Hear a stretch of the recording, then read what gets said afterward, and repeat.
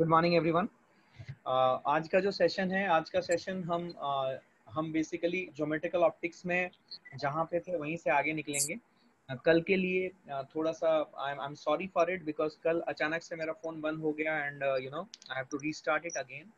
So the class ended somewhere around 30-35 minutes में, लेकिन उसका वीडियो भी मैंने अपलोड कर दिया है। तो कल का सेशन को अगर मैं स्टार्ट करूँ तो कल के सेशन से अगर मैं स्टार्ट करता हूँ तो session where I left yesterday was कि बेसिकली हमने फोकल लेंथ डिस्कस किया था। And when we were discussing focal length, हम लोगों ने बेसिकली एक कॉनकेव मिरर लिया था, और कॉनकेव मिरर लेने के बाद we were trying to find out the relationship between focal length and radius of curvature. तो याद है आपको, मैंने कल बताया था कि जो फोकस है, it is the property of the mirror. और फोकस को डिफाइन करने का एक बहुत सिंपल तरीका है कि आपको rays of light parallel to the principal axis भेजना है और पैरेक्सियल भेजना है। कल मैंने पैरेक्सियल की अंडरस्टैंडिंग आपको दी थी। तो अगर ये दोनों कंडीशन सेटिस्फाई होते हैं, then the ray of light after hitting the mirror will pass through a point on the principal axis. तो मान लीजिए मैंने क्या किया, मैंने एक रे ऑफ लाइट भेजी। वो ray of light parallel to the principal axis and then it suppose passes through a point on the principal axis. तो बेसिकली मैंने कल आपको ये बताने की कोशिश की थी कि इस मिरर की कहीं पे सेंटर ऑफ कर्वेचर होगी। This is the C, centre of curvature. तो इस सी से बेसिकली हम एक लाइन ड्रॉ करेंगे which will pass through the point where this green incident ray hits the mirror and then gets reflected. ठीक है, and then gets reflected. तो basically यहाँ पे मैंने लास्ट क्लास में आपको बताया था कि this is your angle of incidence theta, this is your angle of reflection, this is also theta. तो by concept of alternate angle this angle will also be theta. ये हम लोगों को समझ में आ गया। ठीक है, अब मैं आपको कुछ पॉइंट्स यहाँ पे देता हूँ। Suppose this point is point P, this point is point A जहाँ पे हिट कर रहा है, and where it is passing, suppose this is point F। ठीक है, तो बेसिकली मैंने आपको यहाँ पे एक ट्रायंगल दिखाया था, ट्रायंगल CFA। और ट्रायंगल CFA में अभी हम क्या करेंगे, पॉइंट F से लाइन CA के ऊपर एक परपेंडिकुलर खींचे थे हम लोगों ने। कल का ये डिस्कशन था, उसी को कंटिन्यू कर रहा हूँ मैं। ये एक परपेंडिकुलर खींचा मैंने, तो और ये परपेंडिकुलर जिस पॉइंट पे CA लाइन को इंटरसेक्ट कर रही है, लेट दैट पॉइंट बी कौन सा बच गया, let that point be point D। यहाँ पे मैं पॉइंट D नाम देता हूँ इसको। ठीक है, तो अगर मैं ट्रायंगल FCD पे फोकस करता हूँ, ट्रायंगल FCD पे ध्यान दीजिएगा, ट्रायंगल FCD पे, if I focus on triangle FCD, then I will see that कि cos of theta will be equal to base which is DC। cos of theta, ध्यान से उस ट्रायंगल को देखिए सब लोग, cos of theta will be equal to base which is equal to DC upon hypotenuse which is equal to CF। तो इससे जो CF की वैल्यू आई वो आई DC upon cos theta, DC upon cos theta। and DC is, if you look at it, this entire CA is equal to R, if you are understanding it, because मैंने centre of curvature से mirror तक draw किया था। It is centre of curvature से mirror तक, ये radius of the sphere है जिससे कि ये मिरर कट आउट हुआ था। तो CA is equal to R। तो जो CF है this is equal to DC by cos theta. So DC by cos theta अगर मैं करता हूँ तो DC को मैं लिखूंगा AC by 2 and AC is R। तो we are having R by 2 by cos theta which is R by 2 sec theta। I hope you are understanding this।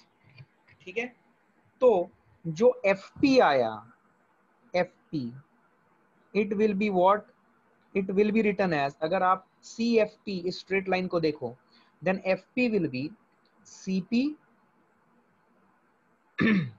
minus CF। CP is nothing but it is R minus R by 2 sec theta। I hope you are understanding this। तो ये जो FP है ये FP, इसको मैं FP नाम देता हूं। अब ये जो आपके पास एक फॉर्मूला आया, बहुत इंपॉर्टेंट और बहुत कॉन्सेप्चुअल चीज है, इसके ऊपर सवाल आ सकते हैं। देखिए यहाँ पे ये जो FP है, अगर हम मिरर की बात करें, मैं एक नया व्हाइट बोर्ड लेता हूं, मैं फिर से लिखता हूं FP is equal to R minus R by 2 sec theta. I am writing it in front of you. ठीक है, FP equal to R minus R by 2 sec theta. तो अगर हम ध्यान से देखें पुराने स्लाइड, सो देखो ये जो FP है, ये FP फोकस हो सकता है, it can be focus, it can be focus, ठीक है, it can be focus, but for it to be focused, it is required that the original incident ray of light, which is in green, which is this, the original incident ray of light should be parallel to the principal axis and paraxial. तो parallel तो हमने ले लिया था, but paraxial का condition अगर satisfy करता है तभी FP फोकस होगा। अगर पैरेक्सियल नहीं है तो FP फोकस नहीं होगा। उस केस में FP की डिस्टेंस मांगी जाएगी आपसे और आपसे पूछा जाएगा क्या FP फोकस है। तो FP फोकस तभी हो सकता है जब रेज पैरेलल के साथ साथ पैरेक्सियल भी हो। क्या मेरी बात समझ में आई है? रेज पैरेलल के साथ साथ पैरेक्सियल भी हो, तभी हम बोल सकते हैं कि आपकी जो FP है वो फोकस है। I hope you got this. तो पैरेक्सियल होने का कंडीशन क्या है? पैरेक्सियल होने का एक कंडीशन है कि for rays to be paraxial, मैं इसको अभी अपने दूसरे इसमें लिखता हूं। तो अगर मैं रेज को पैरेक्सियल मानूं, अगर मैं रेज को पैरेक्सियल मानूं, if I am considering the rays to be paraxial, समझिएगा, if I am considering the rays to be paraxial, ठीक है, if I am considering the rays to be paraxial, then I can say that this theta is small, and if I am saying theta is small, then theta is small means my sec theta is almost equal to 1. I hope you are understanding this. तो अगर sec theta 1 हो गया, therefore उस case में जो FP है that will be focus or focal length, sorry, and that will be equal to R minus R by 2, which will be equal to R by 2. ये concept आपको समझना है। This is a super important concept.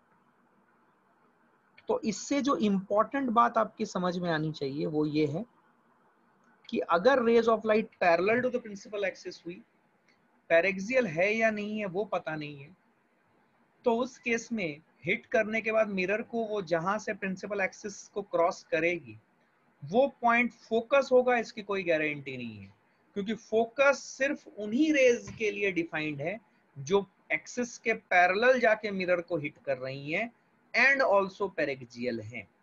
तो अगर paraxial नहीं है तो उस केस में जिस पॉइंट से रिफ्लेक्टेड रे ऑफ लाइट गुजरेगी वो क्या होगी?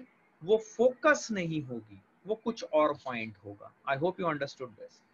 तो फोकस जो है इंपॉर्टेंट, आपके दिमाग में क्या होना चाहिए? फोकस जो है, focus is the property of a mirror, it's a property of a mirror and it is defined only for a ray which is incident parallel to the principal axis and paraxial. It's a property of mirror and it is defined only for those rays which are parallel and paraxial. I hope you are understanding this. Which are parallel and paraxial. Parallel भी है और paraxial भी है। ये condition के लिए अपना notes बनाते चलें, पैरेलल एंड पैरेक्सियल। ये कंडीशन अगर सेटिस्फाई हो रहा है, ठीक है, then you can say that the point from where the reflected ray will cross, that will be the focus. ठीक है, अब आइए, सपोज मैं आपको एक सवाल देता हूं, सवाल बहुत ही सिंपल है। सपोज एक कॉन्केव मिरर है and suppose it passes the mirror at this point, and we know that this is the pole of the mirror P. Suppose a ray of light, इसकी suppose if I say that इसकी जो you know radius of curvature है, इसकी radius of curvature है suppose 10 centimetre, इस mirror की radius of curvature है 10 centimetre, I tell you this, ठीक है, and the mirror is like this, ये आपका सिल्वर्ड पोर्शन है, कॉनकेव मिरर है, और एक रे ऑफ लाइट आ रही है, वो रे ऑफ लाइट मिरर को जाके हिट करती है, लेकिन वो जिस दूरी पे है वो दूरी 5 सेंटीमीटर है, वो जिस दूरी पे आके हिट कर रही है मिरर को वो 5 सेंटीमीटर है, ठीक है।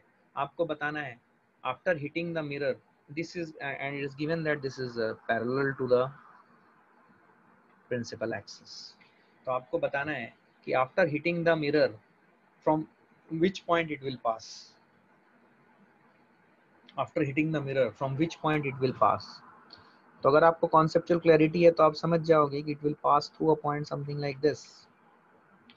अभी ध्यान से देखिएगा, मैं अगर सेंटर ऑफ कर्वेचर से एक लाइन लेता हूं and I make it pass through the through the point of intersection of the ray of light with the mirror, then this is my angle of incidence, this is my angle of incidence theta। अगर मैं थोड़ा सा बुद्धि लगाऊं तो मुझे ये बात समझ आती है कि सेंटर ऑफ कर्वेचर से ये जो लेंथ है परपेंडिकुलर अगर मैं खींचूं, ठीक है, सेंटर ऑफ कर्वेचर से अगर मैं परपेंडिकुलर खींचूं तो ये लंबाई भी जो होगी, दिस लंबाई विल आल्सो बी 5 सेंटीमीटर। अभी आपको दिख रहा है ये एक triangle, suppose this is C, this is D and this is A. So if you look at triangle CDA, you will find out what is value of angle theta. So angle theta will be, sin theta will be perpendicular upon hypotenuse. So you will get sin theta as 5 upon 10, which is half. This tells you that theta is equal to 30 degree. तो अब concept ये है कि this 30 degree theta is not small now. Small मतलब क्या, 3 degree 4 degree ये तुम normal अपने दिमाग में सेट रखो, this is theta is not small because it is 30 degree. तो अगर थीटा नॉट स्मॉल है तो ये जो पॉइंट एफ है ये फोकस नहीं होगा, बट ये एफ पी की दूरी आप निकाल सकते हो, which is equal to R minus R by 2 sec theta. Sine theta अगर हाफ है तो कॉस थीटा हो जाएगा √3/2, तो सेक थीटा हो जाएगा r/2 है ना, ये r/s क्यों लिखा पता नहीं, r/2 सेक थीटा। तो सेक थीटा कितना हो जाएगा, cos थीटा विल बी √3/2, तो sec theta will be 2/√3। I hope you understood this. तो आपका 2 कट गया, तो आपका जो fp आया ये आया r minus r/√3। I hope you are understanding this. तो ऐसे कुछ सवाल बन सकते हैं जहां पे आपसे बेसिक कॉन्सेप्ट ऑफ फोकस के ऊपर सवाल बन सकता है। I hope you understood this, ठीक है। चलिए आगे बढ़ते हैं। अब बेसिकली मैंने आपको फोकस, जो कि एक इम्पॉर्टेंट पॉइंट है, फोकस डिफाइंड होता है मिरर के लिए, मिरर की प्रॉपर्टी है वो, और फोकस डेफिनेशन में ही आता है कि rays of light has to be parallel to the principal axis and it has to be paraxial. अगर पैरेलल एंड पैरेक्सियल दोनों कंडीशन सेटिस्फाई करती है तो उस केस में जो एफपी है, जो r minus r/2 sec theta थी, वहां पे थीटा की वैल्यू ऑलमोस्ट 0 करने के बाद r minus r/2 equal to r/2 हो जाती है, और उस केस में fp turns out to be f, small f, which is the focal length. ठीक, I hope you got this. अब हम क्या करते हैं, अभी हम बेसिकली यू नो थोड़ा सा हम लोग डील करेंगे, we will deal with the concept of mirror formula. Which mirror? We will talk about spherical mirror. तो we will talk about the mirror formula, कि ये मिरर फॉर्मूला कैसे डिराइव हुआ, क्या करना है, कॉन्सेप्ट क्या है, we will talk about it. इसका डेरिवेशन इंपॉर्टेंट है, बिकॉज इसका डेरिवेशन आपको बहुत सारी चीजें बोलता है कि मिरर फॉर्मूला कब एप्लीकेबल होगा, कब नहीं. आपको ये बेसिक बातें समझ में आनी चाहिए पहले, ठीक है. अदरवाइज आप सिंपली फॉर्मूला रटोगे. वैसे मिरर फॉर्मूला आपको स्टैंडर्ड 9-10 से रटा हुआ है, राइट. तो मैं इस पे क्या वैल्यू ऐड करने वाला हूँ, you will see it now. आइए, सपोज मेरे पास एक मिरर है. Suppose I am considering this mirror and suppose this portion is silvered, ठीक है. And let's take its principal axis something like this. Let's take it principal axis something like this. Suppose मैंने एक object लिया यहाँ पे, इस object से एक रे ऑफ लाइट ली, ठीक है. And suppose this is making an angle of alpha. तो आफ्टर हिटिंग द मिरर, ये ऑब्जेक्ट है, तो मान लो मैंने इस पे एक पॉइंट लिया which is the centre of curvature of the mirror. तो मैं सेंटर ऑफ कर्वेचर से एक डॉटेड लाइन ले रहा हूँ. So this will be my normal, जो मैंने रेड कलर से दिखाई है. I hope all of you are understanding this. This is my normal, N नाम दे रहा हूँ मैं, ठीक है. O and suppose this is point A and this is the pole of the mirror P, ठीक है. अब ray of light after hitting the mirror will get reflected and it will pass like this, ठीक है. अब बहुत से बच्चों को यहाँ पे डाउट होगा कि सर आपको कैसे पता चला कि रे ऑफ लाइट नीचे की डायरेक्शन में आएगी और प्रिंसिपल एक्सिस को कट करेगी. इसके पीछे रीजन ये है कि मिरर आपका स्फेरिकल हो या प्लेन हो, आपका लॉज ऑफ रिफ्लेक्शन हमेशा वैलिड होता है. तो अगर इसे मैं बोलता हूँ angle theta which is my angle of incidence, then ये भी हो जाएगा angle theta which is my angle of reflection. Are you understanding this? तो एंगल ऑफ इंसिडेंस और एंगल ऑफ रिफ्लेक्शन ये नॉर्मल के दो अपोजिट साइड में होते हैं. तो अगर एक साइड में एंगल ऑफ इंसिडेंस हो रहा है, suppose this is my incident ray, तो ये वाली जो रे है this will become my reflected ray. तो इंसिडेंट एंगल ऑफ इंसिडेंस और angle of reflection because normal के दो अपोजिट साइड्स में होते हैं सेम प्लेन में, तो इसीलिए हम ये बोल सकते हैं कि ray of light after hitting this concave mirror will be passing through the principal axis. I hope you got this. तो ये ऑब्जेक्ट है. अभी देखो एक रे ऑफ लाइट क्या होगी, एक रे ऑफ लाइट ऐसी जाएगी, ध्यान से सुनिएगा. एक रे ऑफ लाइट जाएगी ऐसी और वो रिफ्लेक्ट हो जाएगी ऐसे, सीधा जा रही है, पोल को हिट कर रही है और उसी लाइन के अलोंग रिफ्लेक्ट कर रही है. ऐसा क्यों होगा? क्योंकि जब वो पोल को हिट कर रही है, लॉजिकली समझिएगा, जब वो पोल को हिट कर रही है तो एंगल ऑफ इंसिडेंस और एंगल ऑफ रिफ्लेक्शन दोनों जीरो है. Angle of incidence and angle of reflection दोनों जीरो है जब वो पोल को हिट कर रही है. I hope you got this, ठीक है. तो एक रे ऑफ लाइट गई येलो वाली, सीधी आ गई, और दूसरी जो ब्लैक वाली गई वो आई से इधर आके इधर आई है, ठीक है. अब ये दो रेज ऑफ लाइट जब जब ये मीट कर रहे हैं, रिफ्लेक्टेड रेज ऑफ लाइट, ये इस पॉइंट पे मीट कर रहे हैं जिसको मैंने रिप्रेजेंट किया है लेटर आई से. This is my image. इस पॉइंट पे ये आके मीट कर रहे हैं. तो ये येलो कलर वाला और रेड कलर वाला जो रेज ऑफ लाइट थी, ये एक्चुअली इंटरसेक्ट कर रही है पॉइंट आई पे एक्चुअली. तो आई पे जो इमेज बनेगी वो रियल इमेज बनेगी, ठीक है. मैंने ये angle alpha, angle A O C को अल्फा बोला है. Let's say that angle A C I is equal to beta. Let this be beta, इसको बीटा बोलता हूं मैं. और angle A I P let it be gamma, ठीक है. तो मैंने अल्फा, बीटा और गामा ये तीन डिफाइन किए, ठीक है. अभी ध्यान से सुनिएगा. अगर आपको ज्योमेट्री याद है, ट्रायंगल AOC जहां पे OC एक्सटेंडेड टू P है, तो अगर आप वहां पे देखोगे तो आपको समझ में आएगा कि exterior angle beta is equal to sum of interior opposite angle which is equal to alpha plus theta. किस ट्रायंगल में? Triangle AOC and OC extended till T। Triangle AOC में अगर एक्सटीरियर एंगल थ्योरम लगाएं तो ये आएगा। Similarly triangle ACI में अगर एक्सटीरियर एंगल थ्योरम लगा रहा हूं, ACI and CI extended to P, तो एक्सटीरियर एंगल थ्योरम लगाऊंगा तो we will get that gamma is equal to theta plus beta. I hope you understood both this equations.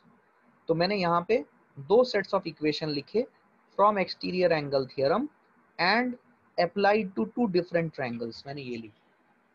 ठीक है, आप यहां से अगर थीटा हटा दो तो you will get a relationship like beta minus alpha is equal to gamma minus beta. तो इफ यू एलिमिनेट ये दोनों इक्वेशन से, if you eliminate what, if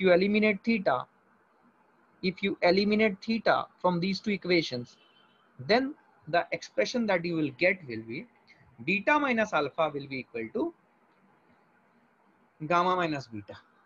So you will get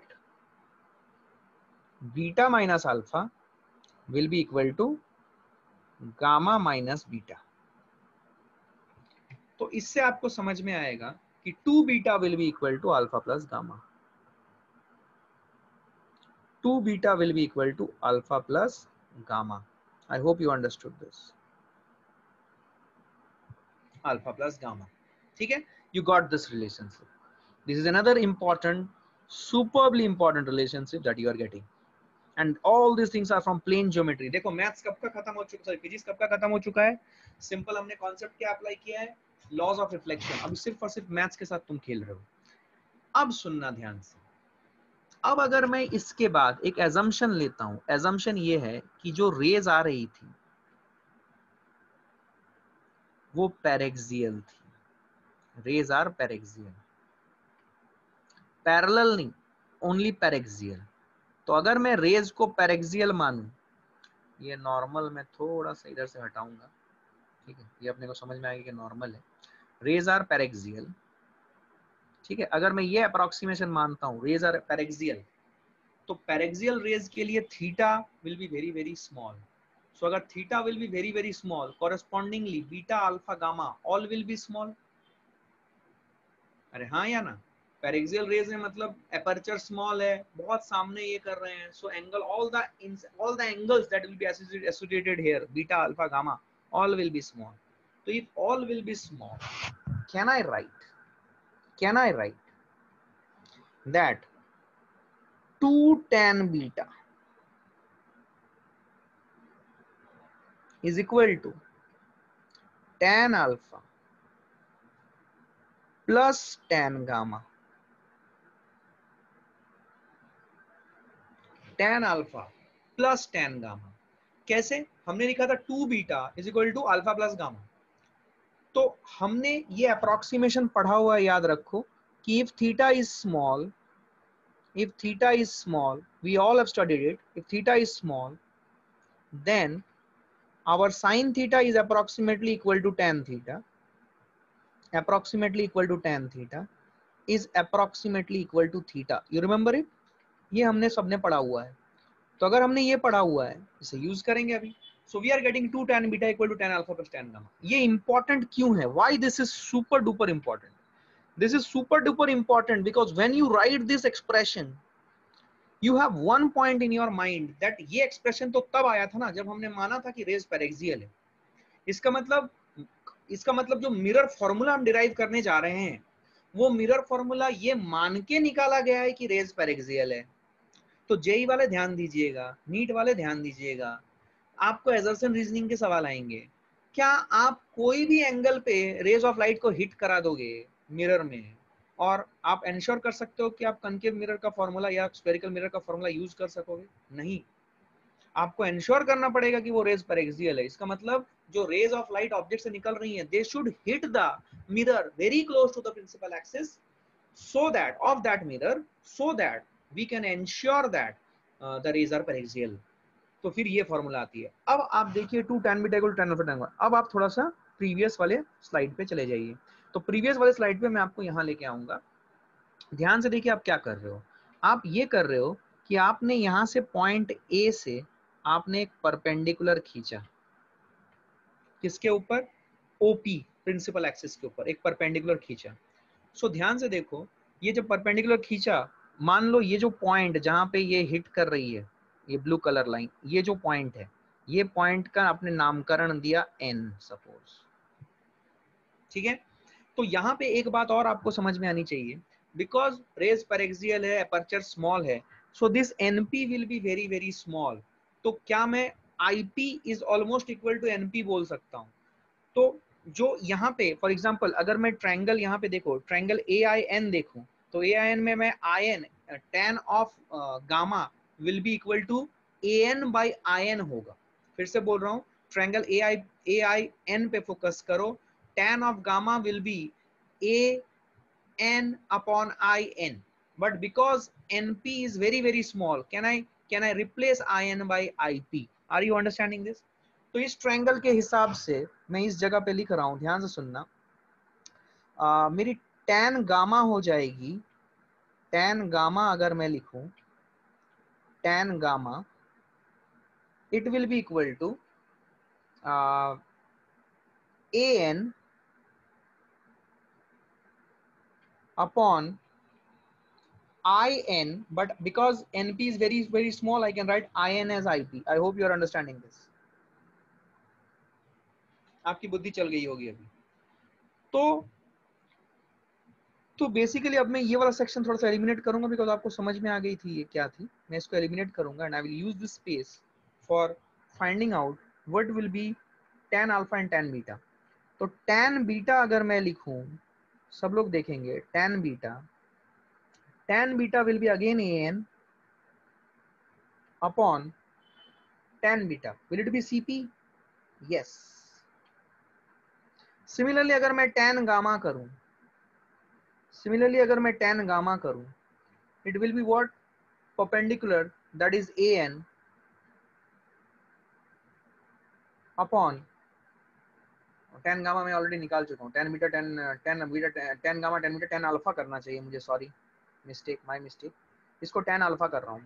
अगर मैं tan अल्फा करूं, it will be perpendicular which is an upon OP. I hope you understood this. अब ये सब वैल्यूज हमें दूसरे वाले इसमें लिख दूंगा। तो अगर मैं लिखूं तो आपको समझ में आएगा कि 2 tan बीटा आ रहा था, means 2 an by cp,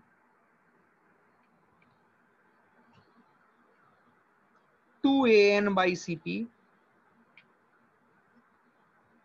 is equal to tan alpha plus tan gamma. tan alpha फिर से देख लूंगा मैं, tan अल्फा क्या आया था बोलो?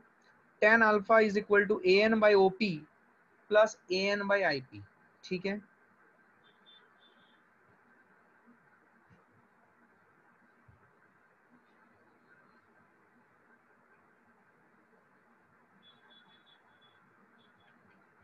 आई होप यू अंडरस्टूड दिस। अब देखो, तुम दोनों साइड ऑफ द इक्वेशन से you can simply cut out an, so you will get something like this. You will get this 2 upon cp is equal to 1 upon op plus 1 upon ip. You will get this. अभी 2 upon cp को अगर तुम diagram देखोगे तो तुम्हें समझ में आएगा, सॉरी, अगर तुम डायग्राम देखो तो तुम्हें समझ में आएगा, ठीक है, कि 2 upon cp, what is cp? cp is radius of curvature. So 2 upon cp, what you will get? ध्यान से देखो, और OP को ध्यान से देखो, OP क्या है और IP क्या है। देखो अभी देखो, व्यू ऑल व्हाइट बोर्ड्स, इधर आओ, 2 upon CP, CP क्या था? R था। तो can I simplify this and I can write 2 upon R, radius of curvature, is equal to 1 upon OP। OP is object distance, और ऑब्जेक्ट डिस्टेंस को हम लोग U से मेजर करते हैं, आपको 9th 10th का याद है। और IP is the image distance from the pole of the mirror and it is represented as V. So you are getting 2 by R is equal to 1 by U plus 1 by V. I hope you got this. So 1 by U plus 1 by V equal to 2 by R. So you got your standard relationship 1 by U plus 1 by V. याद करो F is equal to R by 2 होता है, तो क्या आप इसे 1 by F लिख सकते हो? You got this standard relationship which you have learned so easily in standard 10th. But इस फॉर्मूला को लाने के पीछे का जो पूरा सच है वो आप अब समझे, और ये कॉन्सेप्चुअल क्लैरिटी आपको आनी चाहिए कि ये फॉर्मूला कुछ इनहेरेंट assumptions के साथ आया है, और वो assumption ये है कि रेस पर एक्सियल है. तो you got this formula 1 by u plus 1 by v equal to 1 by f. This is known as mirror formula. This is known as mirror formula and this is superbly important, और इसी के ऊपर सब कुछ based रहेगा. तो इस mirror formula के संबंध में कुछ इंपॉर्टेंट बातें, ठीक है, आपने जो मिरर फॉर्मूला निकाला उसके संबंध में कुछ इंपॉर्टेंट बातें. मिरर फॉर्मूला जो है, ये मिरर फॉर्मूला तभी एप्लीकेबल है जब रेस पर एक्सियल है. सबसे important, it is applicable only when it is applicable for paraxial rays only. ये आपकी सबसे बड़ी समझ है, इसको कम आंकना बिल्कुल नहीं. इट इज वेरी इंपॉर्टेंट, इसके ऊपर सवाल आ सकते हैं. It is applicable only for paraxial rays. ध्यान सुनना, u v f 3 अननोन्स हैं, ठीक है. ये सब मेजर की गई है कहां से? u v and f, ये they are measured all from, they are measured from the pole of the mirror. They are measured from the pole of the mirror. Measured from pole of mirror. Important. ठीक. अब इस formula के use में दो variables की values provided होंगी,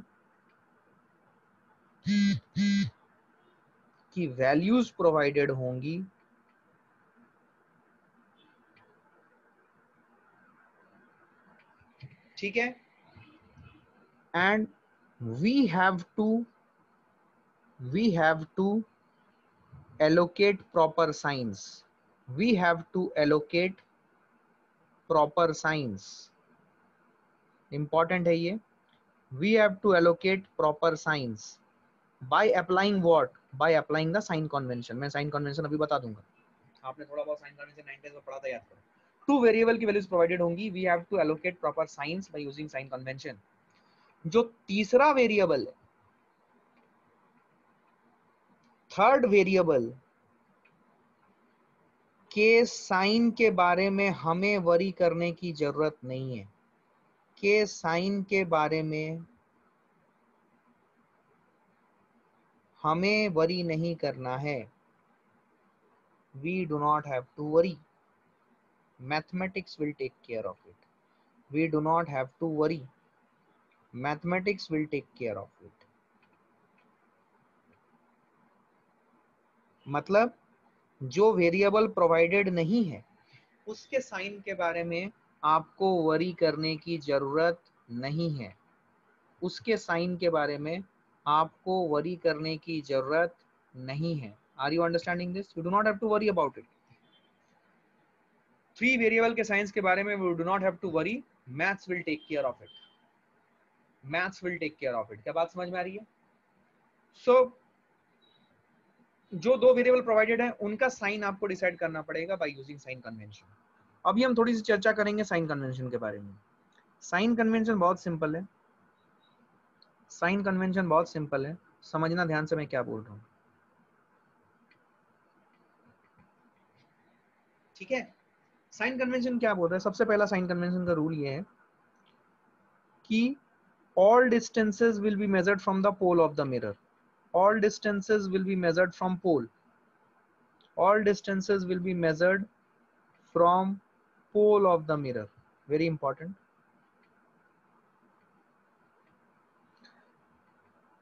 ठीक है. नेक्स्ट इंपॉर्टेंट पॉइंट, जिधर जाएं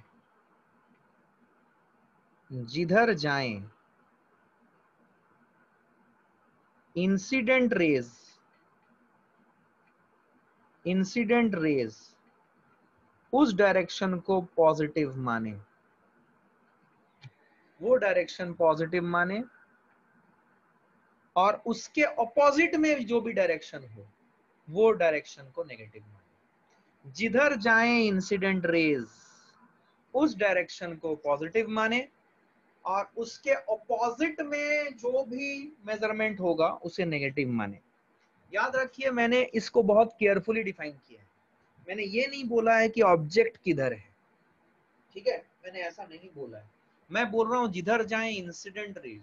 और आपको पता है कि इंसिडेंट रेज वही रेज कहलाती हैं जो मिरर से टकराने से पहले रेज का फॉर्म होता है, टकराने से पहले, क्योंकि टकराने के बाद वही इंसिडेंट रेज रिफ्लेक्टेड रेज बन जाती है।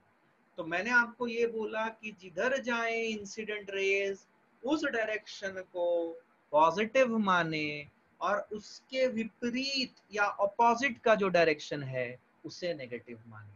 मैंने यहाँ पे कहीं पे भी ऑब्जेक्ट का जिक्र ही नहीं किया है। मैं यहाँ पे लिख देता हूँ वेरी इंपॉर्टेंट, ऑब्जेक्ट का जिक्र ही नहीं किया है मैंने पॉइंट नंबर 2 में। ऑब्जेक्ट का कोई जिक्र नहीं, ऑब्जेक्ट का कोई जिक्र नहीं। जिक्र समझते हो? कोई डिस्कशन नहीं है ऑब्जेक्ट का, कोई जिक्र नहीं, नो जिक्र एट ऑल, कोई जिक्र नहीं है, ठीक है।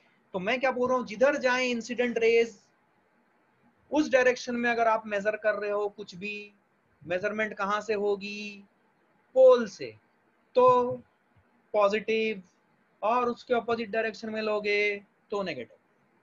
क्या मेरी बात समझ में आ रही है? इस साइन कन्वेंशन में एक और चीज जुड़ती है, वो क्या है सुनिए। जो तीसरा पॉइंट है वो ये है कि height of the object, height of object above principal axis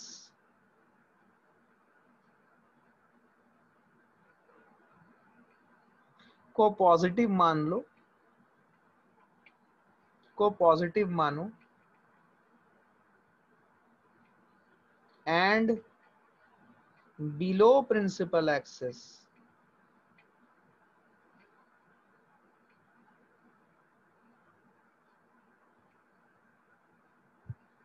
and below principal axis को नेगेटिव मानो। ये कॉन्सेप्ट है। अगर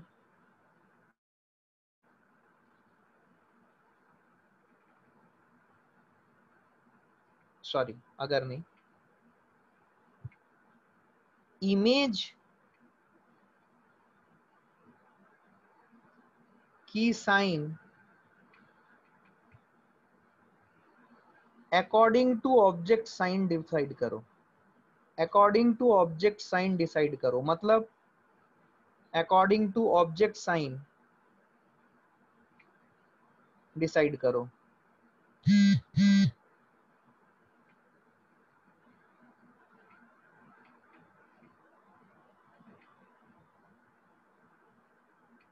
मतलब अगर ऑब्जेक्ट आपने माना है प्रिंसिपल एक्सिस के ऊपर तो ऑब्जेक्ट पॉजिटिव माना है आपने। अगर इमेज भी आ गया प्रिंसिपल एक्सिस के ऊपर तो इमेज का साइन भी पॉजिटिव होगा। लेकिन अगर इमेज आया प्रिंसिपल एक्सिस के नीचे तो इमेज का साइन नेगेटिव होगा। Did you understand this? और समझेंगे, अगर मान लो ऑब्जेक्ट नीचे है प्रिंसिपल एक्सिस के तो ऑब्जेक्ट का साइन क्या आएगा? नेगेटिव। अगर इमेज नीचे बना तो इमेज का साइन भी क्या आएगा? नेगेटिव। इमेज का साइन भी नेगेटिव आएगा, इमेज विल बी नेगेटिव। आपको समझ में आ रहा है मैं क्यों बोल रहा हूं कि I am facing a lots of challenges? It is very difficult to write here, I can not just tell you this. जब रेगुलर क्लास में आओगे तो मैं तुम्हें करके दिखाऊंगा कि how much pain I am in writing in this particular thing, and I am writing it with my fingers guys. तो ऑब्जेक्ट जब नेगेटिव में होगा तो इमेज भी नीचे की तरफ होगा नेगेटिव। आप इससे पता कर सकते हो कि मेरी हैंडराइटिंग बहुत अच्छी है। कभी जब आप इसके ऊपर लिखोगे ना स्क्रीन के ऊपर तो आपको समझ में आएगा। तो ऑब्जेक्ट जब नेगेटिव है तो इमेज भी नेगेटिव, इमेज भी नीचे की तरफ बना तो इमेज नेगेटिव, और अगर इमेज ऊपर की तरफ बना तो image will be positive. Are you understanding this? Image will be positive, क्या क्लैरिटी आई है? Image will be positive. तो ये है आपका साइन कन्वेंशन। ये 3 साइन कन्वेंशन आपको बहुत अच्छे से याद रखने हैं। अगर आप इन साइन कन्वेंशन को सही तरीके से समझ गए हो तो आपको प्रॉब्लम फेस नहीं होगी and you would be good to go. लेकिन अगर यहाँ दिक्कत है तो आपको दिक्कत होगी। तो फिर से मैं बोल रहा हूँ, जो लास्ट पॉइंट है साइन कन्वेंशन का, मैं साइन कन्वेंशन फिर से आपको बता रहा हूँ। ऑब्जेक्ट का कोई जिक्र नहीं है। मैंने क्या बोला है? All distances will be measured from the फोल ऑफ द मिरर। जिधर जाए इंसिडेंट रेज, इंसिडेंट रेज वो रेज हैं जो मिरर को हिट करने से पहले जो प्रारूप या फॉर्म है रेज का, that is known as incident rays. Mirror को हिट करने के बाद वो रिफ्लेक्टेड रेज बन जाएंगी।